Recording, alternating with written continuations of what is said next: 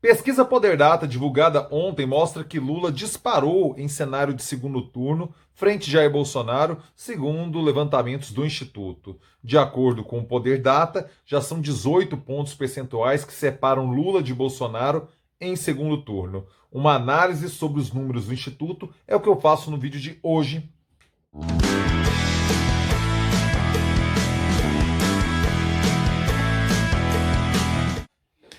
Fala aí, rapaziada! Tudo beleza? Bora gravar o vídeo de hoje, quinta-feira, dia 15 de abril de 2021. E eu começo aquele pedido clássico e tradicional. Por favor, meu filho, por favor, minha filha, se você ainda não fez, se está pintando aqui no canal pela primeira vez, por favor, inscreva-se aqui no canal. Inscreva-se aqui no canal, passe o mouse aqui, inscreva-se, porque você ganha assim, você ganha vídeo novo todo dia. Mas é todo dia mesmo, Pablo? Sim, meu filho, sim, minha filha. Diariamente, 7 vídeos por semana é meu compromisso com você sobre aqueles assuntos que eu sei que você gosta. Quais são eles? Vamos lá. Cultura, democracia, política, história, cidadania e tudo mais que se passa em minha cabeça simplesmente doentia. Então não vacile, inscreva-se agora aqui no canal porque eu tenho a honra, o prazer, a alegria de contar com sua nobre companhia e você ganha os vídeos que diariamente eu compartilho por aqui. Então, eu ganho sua companhia, você ganha conteúdo, nós ganhamos. Pô, inscreva-se aí, vai ser uma honra contar com a sua audiência, uma alegria sem tamanho. Aproveite, sininho na fita, notificações, porque como é muito vídeo, é muita coisa, assim que eu postar, o YouTube já lhe avisa e você assiste. Maravilha? Bora começar o vídeo de hoje, a análise do vídeo de hoje.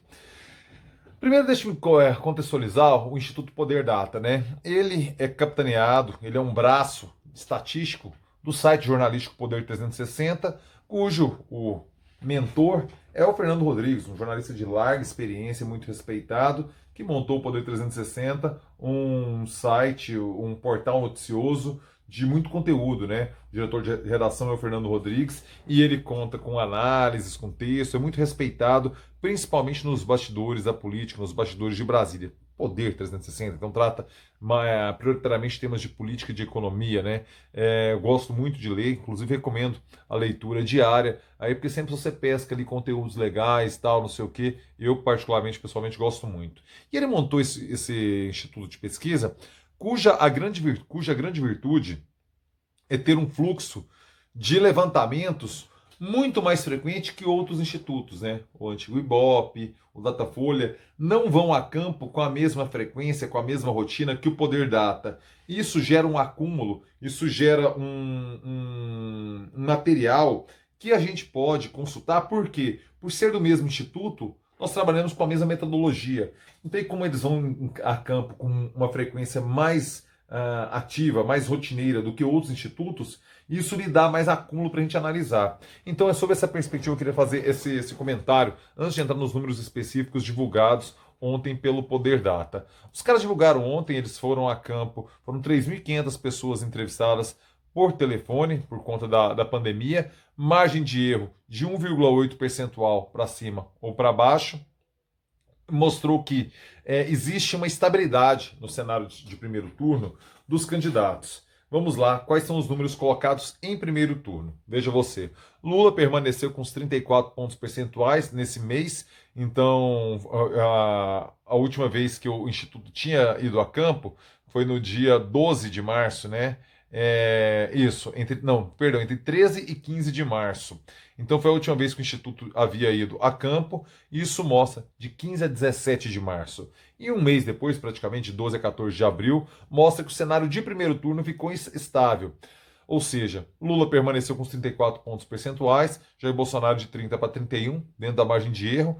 Luciano Huck e Ciro, com 6 pontos percentuais, estavam com 5 e 4 dentro da margem de erro também. Ou seja, não teve uma variação expressiva fora da margem de erro, à exceção de Moro, que caiu de 6 para 3%. Sobre Sérgio Moro a gente vai falar um pouco mais lá na frente, quando o assunto for rejeição. Sérgio Moro, a gente tem uma mudança expressiva no humor do eleitorado brasileiro, segundo o levantamento do Poder Data, perante a figura do ex-juiz, ex-ministro e atualmente empresário, né?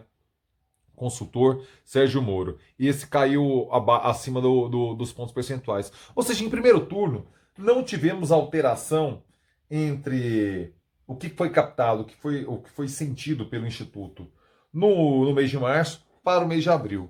Contudo, em segundo turno é que está o grande fato novo dessa pesquisa que eu quero que você preste atenção. Em relação a Lula, a diferença é brutal, né? Ele cresceu 11 pontos percentuais de março para abril. De 41 pontos percentuais, ele saltou para 52. É muito expressivo em um mês isso acontecer. Eu tenho a impressão que o aumento da exposição do Lula, entrevistas, falando mais da possibilidade dele ser candidato no noticiário, isso aumenta a presença midiática de Lula e mais pessoas ficam sabendo. E sempre lembrando aquela possibilidade do fator nostalgia, né? Como a nossa vida era legal nos anos Lula, e a nostalgia sempre tende a nos colocar no campo positivo, nas boas lembranças. Eu sempre uso essa expressão, né? A gente tem muita memória boa de quando a gente era criança, adolescente, a gente lembra dos momentos bons, aprazíveis e tal. A gente esquece as roubadas que a gente se metia, que a gente era pobre, que a gente não pegava ninguém, que a gente não tinha o que queria, a gente quebrou o braço naquela circunstância. Esquece tudo isso, dos problemas que a gente tinha. Esquece sei lá, da sua que tomou do pai, da mãe. Tudo isso, fica só a poesia. Já deu distância histórica suficiente, do final de 2010, quando termina o segundo governo Lula, para hoje, 2021 e principalmente para 2022, para essa nostalgia se compor, para ela pintar. Não estou aqui fazendo juízo de valor nenhum em relação à administração Bolsonaro, em relação à administração Lula. Estou só colocando que a nostalgia hoje favorece Lula nessa disputa. 11 pontos percentuais é muito expressivo. Veja você que os brancos e nulos caíram de 18 para 13 e os não sabem de 5 para 1. Ou seja, Lula praticamente não tirou ponto percentual de Bolsonaro. Ele caiu 2 pontos percentuais, a margem de erro 1,8%. Está ali praticamente, é muito pequena, é ínfima. É ínfima essa diferença dentro da margem de erro. É principalmente gente que não iria votar e não sabia, agora se posicionou para Lula. É nesse público que o Lula está atingindo. Veja você que isso faz muito sentido quando avaliamos a história dos votos no Brasil do segundo turno, perdão, os votos do Brasil da redemocratização para cá. Normalmente você tem 30% do eleitorado à esquerda, 30% à direita e 30% de uma leitura pragmática que analisa a circunstância. Esses 30% do meio que decide a eleição. Já escolheu por Lula, perdão, já escolheu por Collor, já escolheu por Fernando Henrique, já escolheu por Lula, já escolheu por Dilma, já escolheu por Bolsonaro. Sendo que os 30% de esquerda e direita sempre se mantiveram nas pessoas que encarnaram a direita naqueles contextos, que Collor, depois o período de PSDB, Jair Bolsonaro, e durante todo esse período foi o PT quem encarnou para esse eleitorado de esquerda uma opção de voto. Então isso está muito bem consolidado. Esses 30% do meio hoje, estão tendendo a Lula, não a Bolsonaro, inclusive em segundo turno. Primeiro turno, pode ver. O Jair Bolsonaro não consegue ganhar votos, muito pouco, de primeiro para segundo turno. De primeiro turno, ele está com 31 pontos percentuais, contra Lula vai para 34 pontos percentuais. Ele varia um pouquinho acima da margem de erro. Ou seja, todo mundo que vota nos outros parece que quer votar em algo fora de Bolsonaro. E aí é o interessante observar os outros cenários também. Eu não vou colar aqui, você entra lá no site. O link está aqui na descrição do vídeo também. Basta você entrar ali e ver. Com outros candidatos, outras simulações, o Huck disparou também, Luciano Huck, no segundo turno contra Bolsonaro. Em março, ele tinha 40 pontos percentuais, Bolsonaro 37. Ele vai para 48 e Bolsonaro retrocede para 35. Ainda variando ainda mais de erro de Bolsonaro, mas o Huck cresceu. Ou seja, o eleitorado que não concorda, que não aprova, que não é bolsonarista, seja aquele truzão mais recrudescido, ou seja as pessoas por outras perspectivas ideológicas ou práticas, sei lá o quê, elas topam qualquer coisa para tirar Bolsonaro. Vou colocar outros candidatos aqui para você ver o crescimento deles também. O João Dória cresceu 6 pontos percentuais na disputa contra Jair Bolsonaro. Estava 41 a 31 em março. Hoje, Bolsonaro está com 38 e João Dória com 37. Empate na margem de erro. Leve tendência para Bolsonaro. Mas Dória cresceu 6 pontos percentuais. Sérgio Moro, mesmo Sérgio Moro, que depois a gente vai entrar no desgaste dele, ele cresce 6 pontos percentuais também. Bolsonaro permanece com 38 pontos percentuais. E Sérgio Moro salta para 37 pontos percentuais. Ciro é que variou dentro da margem de erro e Bolsonaro cresceu. No segundo turno contra Ciro Gomes, os dois estão com 38 pontos percentuais, sendo que no levantamento anterior Ciro tinha 39, variou dentro da margem de erro, de 39 para 38. Bolsonaro salta de 34 para 38. Bolsonaro cresceu em cima de Ciro. Temos que entender o porquê de Jair Bolsonaro ter avançado em cima do eleitorado de Ciro Gomes, numa perspectiva de segundo turno. Esse é um ponto interessante que a gente tem que refletir isso com mais calma. Veja você que a estratificação, somente entre homens e nas pessoas acima de 10 salários mínimos é que Jair Bolsonaro vence. Quando você pega todo o contexto assim, de homens do Brasil, certo? 47% votam em Jair Bolsonaro, 41% em Lula.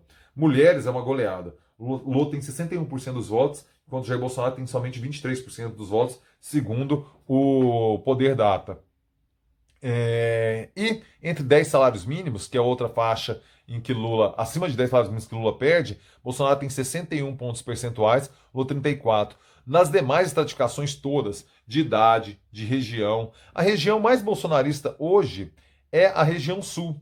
Mas mesmo assim, Lula vence com 46 pontos percentuais contra 41 pontos percentuais acima da margem de erro Jair Bolsonaro. Nas demais, todas o que vemos é uma diminuição, uma perda de popularidade de Jair Bolsonaro em relação à rejeição e potencial de voto. O candidato mais rejeitado dos que o Poder Data levantou é Sérgio Moro, com 60 pontos percentuais de pessoas que não votariam nele de jeito nenhum.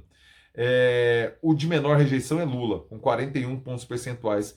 Esse é mais um fator que favorece o petista numa disputa eleitoral. Porque você tem 41 pontos percentuais de pessoas que não votam nele de jeito nenhum, você tem 59% das pessoas que ele é uma opção. Veja que coincide com 52%, está ali no na mesma linha, no mesmo caminho do que a pesquisa colocou anteriormente. Jair Bolsonaro tem 50% de pessoas que não votariam nele de forma alguma.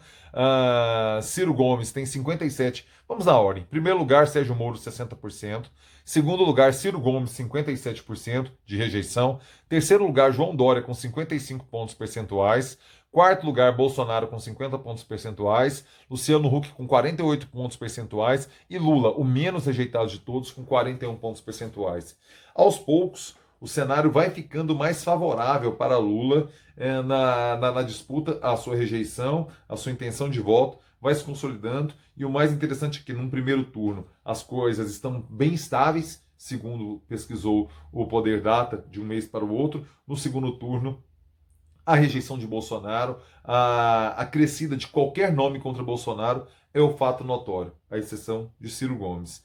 Eu quero saber a sua opinião. Por favor, deixe seu comentário aí. Vamos fazer a leitura juntos desses números levantados pela Poder Data, porque é importantíssimo perceber o que você interpreta disso, como que você lê esses dados de um mês aí de Lula na disputa, aparecendo já como pré-candidato, dando entrevista, circulando na mídia, as pessoas falando mais de Lula. Qual a sua interpretação sobre isso? Quero saber a sua opinião. Por favor, deixe aí seu comentário. E se você chegou até aqui, por favor, deixe seu like. Like, por favor, meu velho. É importantíssimo para mim que você interaja com o vídeo. Deixei seu like, não custa nada para você, representa muito para mim, pô. Vá lá, like. Lives no final de semana. Sexta-feira, amanhã, eu e André Rodrigues, na Tirem as Crianças da Sala, vamos receber o senador Vanderlan Cardoso, senador aqui pelo meu estado de Goiás, para falar essa semana conturbada que tivemos no Senado Federal, com senador divulgando áudio com o presidente, com CPI no Senado, com um monte de problema acontecendo lá. Vamos entender tudo isso e entender a situação de Vanderlan perante a gestão Rogério Cruz. Ele que, para quem não é de Goiânia, né, Vanderlan candidatou-se contra Maguito Vilela, perdeu no segundo turno da eleição aqui de Goiânia, e Vanderlan Cardoso, durante toda a campanha, alertou que a saúde de Maguito estava debilitada. E, de fato, logo no início do mandato, Maguito veio a óbito por conta da Covid-19, assumiu Rogério Cruz, e agora o PSD, o partido de Vanderlan, levanta a hipótese de questionar judicialmente a legitimidade da eleição. Vamos entender sobre tudo isso amanhã, sexta-feira, às 9 da noite, eu e André Rodrigues com Vanderlan. Sabadão, Morga, Coça e Pulse, lá no canal de Fabiana Pulse, perdão, lá no canal de Henrique Morgantini. Vamos ver se a Fabiana vai montar o canal dela, a gente está estimulando, vamos ver se ela topa aí o desafio, vamos ver. Lá no canal de Henrique Morgantini, por favor, entrem lá, se inscrevam e acompanhem a live sabadão. Maravilha? Excelente quinta-feira para você, meu velho, excelente quinta-feira para você, minha filha. É nóis!